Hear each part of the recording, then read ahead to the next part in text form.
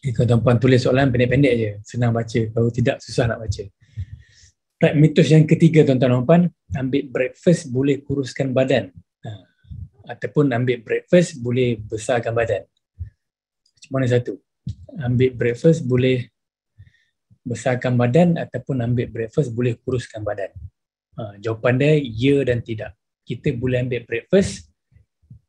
Ni daripada American Journal of Clinical Nutrition ya tuan-tuan puan. Kita boleh ambil breakfast dan breakfast tu boleh menyebabkan kita membesar sebagai johan menjadi jalur lebar. Kalau breakfast yang kita ambil tu adalah breakfast yang masuk dalam kategori simple carbohydrate. Kenapa? Sebab lepas kita ambil breakfast tu, lepas setengah jam dan sebagainya, energi kita akan turun kan, dan kita akan ada tendensi untuk berkudap. Yang kudap tu kita tak kira sebagai makanan, tapi itu antara punca menyebabkan kita menjadi jalur lebar, membesar sebagai johan. Jadi jawapan dia adakah akan kurus? Ya, kalau kita makan benda yang betul. Contohnya, kita ambil lemak-lemak sihat yang saya sebutkan tadi, dia akan membantu untuk kita tak membesar sebagai johan menjadi jalur lebar. Ini bergantung kepada breakfast apa yang kita makan.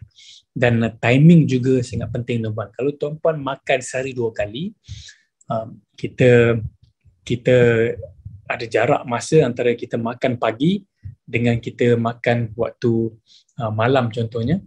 Ada jarak masa dan kita nak pastikan masa ni, tuan-puan, masa lebih panjang, gap dia. Nanti saya cerita detail betul, ada slide on that thing. Dan kalau kita tak makan, kita makan sehari sekali je, kita kena pastikan makanan kita ambil tu ada macam-macam nutrition kita makan. Kita makan 2 kali, fokus kita pada nutrition, bukan makanan apa yang ada. So kita yang design, kita yang decide, kita yang plan makan apa kita nak makan pagi. Kalau kita tak plan, kita plan untuk fail tuan-puan. Sebab tu kita kena plan daripada awal.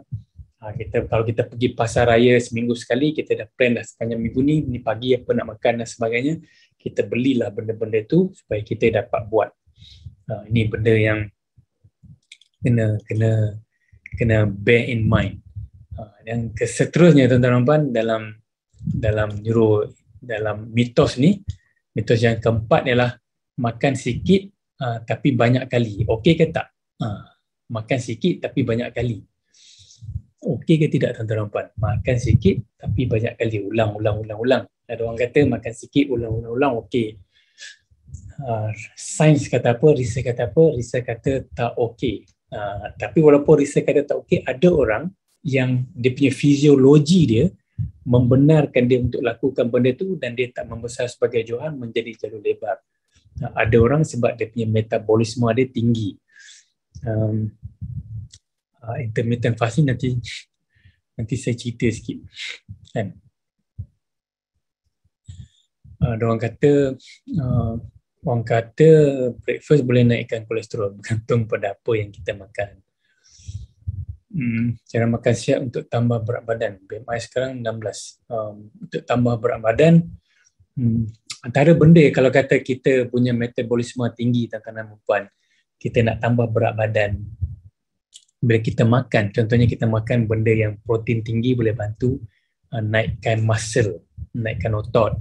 Tapi bila kita makan benda itu, kita kena buat strength test, kena angkat supaya dia membina muscle. Kalau tidak, muscle tak terbina, dia akan jadi kurus balik. Jadi kena buat aktiviti angkat berat.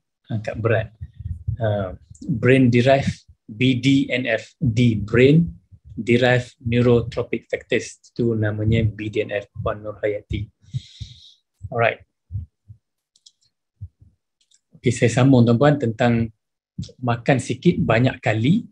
Adakah benda tu okey ataupun tidak? Jawapan dia tidak tuan-tuan dan puan, dalam konteks kita nak bagi tenaga pada brain, kita nak bakar lemak, nak jadikan badan kita efektif sebagai body yang dapat membakar lemak dan body yang tidak inflame, tak menyebabkan berlaku inflamasi. Walaupun kita tengok contohnya croissant ni nampak macam sedap, Tapi kalau kita makan, dia bagi impact yang tidak bagus kalau dibuat dengan cara yang tak betul lah. Saya dulu, masa saya tinggal di Melbourne, tuan-tuan dan puan, tahun 2002 sampai 2004, masa saya buat master, antaranya lah 2002, 2003 tu, saya bekerja di kilang roti dan masuk pukul 9 malam, balik pukul 5 pagi. Sebab tak ada pendapatan kan. Kita dapat scholarship RM1,200 pada waktu itu, $1,200 pada waktu itu, dan sewa rumah $980. Rumah pun rumah marang perapu kepondeng parang skaper lah, macam cerita lah, kereta labu-labi tu, macam tu lah rumah keadaan dia. Itu pun $980 sebulan, dapat allowance $1,200 saja. Jadi terpaksa kerjalah di kilang roti. Ni kerja kilang roti, jadi buatlah roti, buatlah croissant dan sebagainya. Dan bergantung tuan-puan kilang apa. Saya kerja di kilang French bakery, French factory yang dikeluarkan ni, dan dia menggunakan minyak zaitun. Kalau tepung wholemeal dia, kita memang boleh nampak tepung multigrain dia, memang boleh nampak dia punya grain dia. Dia memang pakai butter. Jadi okey lah kalau nak makan. Kalau kita tak sensitif pada gluten, kita boleh makan.